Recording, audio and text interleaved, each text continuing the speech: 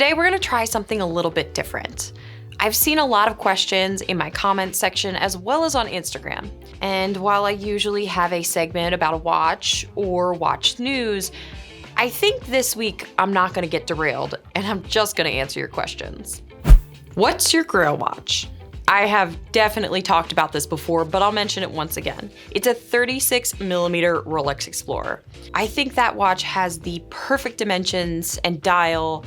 And before anyone asks, yes, I am on a waiting list. What's your biggest collection ick? Something that turns you off from the hobby? I don't think there's anything that necessarily turns me off of the hobby, but I really don't like it when people dismiss quartz and/or less expensive tiers of watches as a waste of time, or that they're all pretty much pieces of crap. Every time I post a video about a watch that is less than a couple grand, I get a few comments dismissing the watch or watch brand as garbage, and I just don't think that way. As an example, I mentioned that I recently purchased a Hamilton and I got this as a response. I just don't understand this mentality. For many people in the world, Hamilton is an aspirational brand. Not everybody can afford a Rolex. Okay, so this is a question I have gotten multiple times. Where did you get your watch box? The truth is, I'm not even sure. I impulsively purchased it a few years ago, and I think I got it on Amazon.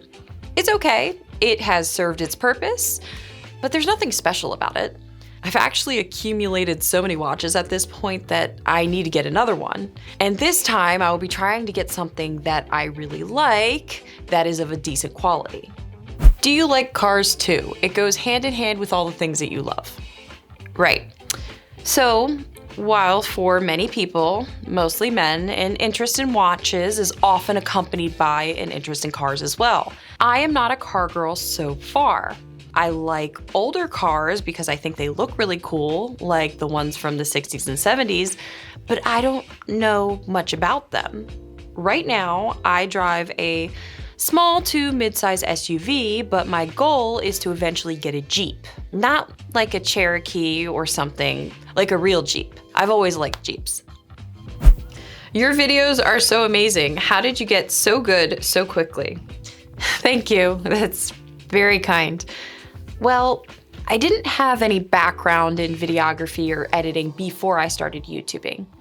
For me, it was mostly trial and error combined with I would get this idea or vision of something that I would think looked interesting or cool, and then I will go down an editing rabbit hole until I figure out how to make my vision a reality.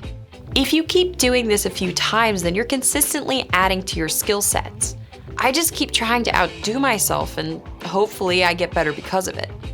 Great video. Question for you. Why don't you live stream like other watch channels? The idea of live streaming makes me nervous. I'm not some super watch or boot expert. I make videos and I research them so I can impart the things about that watch that people need to know. But there are so many watches and watch companies out there that I really don't know that much about. I feel like if I were asked questions about individual watches on a live stream, I would constantly be stopping to look the watch up on the internet. I've seen other YouTubers do this, where they don't know anything about a watch, look it up, see a picture, and start opining. And while I won't fault them for it, that's just not something I want to be doing. I also struggle with reference numbers because I'm dyslexic. I think I would have a hard time reading the live stream accurately because of my dyslexia, so I think that live streams are just a no-go for me. I might go on someone else's live stream, but I don't want to have to host one. What's your favorite pair of boots of all time? While there are plenty of boots out there that I think look amazing and that I haven't experienced yet, my favorite has to be one of the ones that I've already owned. Otherwise, it's just pure speculation. I don't have a favorite pair of boots per se, but when it comes to style or look, my favorite are my Grant Stone brass boots. They're just the best looking boots when I look down at my feet, and they're also pretty comfortable as well. But when it comes to comfort and long-term wearability, my favorites are my Allen Edmonds Higgins Mill waterproof boots. They have a very light sole, fit my feet like a glove, I can wear them all day, and they're no less comfortable than a good fitting sneaker. Oxfords or brogues? Both. Why limit yourself to just one? So far, I only have one pair of Oxfords, but there's plenty of brogues out there that I'd like to add to my collection. I just don't believe that there's a one-size-fits-all style to either shoes or boots for that matter. So yes, they're mine. This is Leo, and this is Elliot. Elliot is my sweet little girl, and then Leo is my ornery problem child. Like many of you in 2020, I had way too much free time on my hands, so naturally I got a puppy.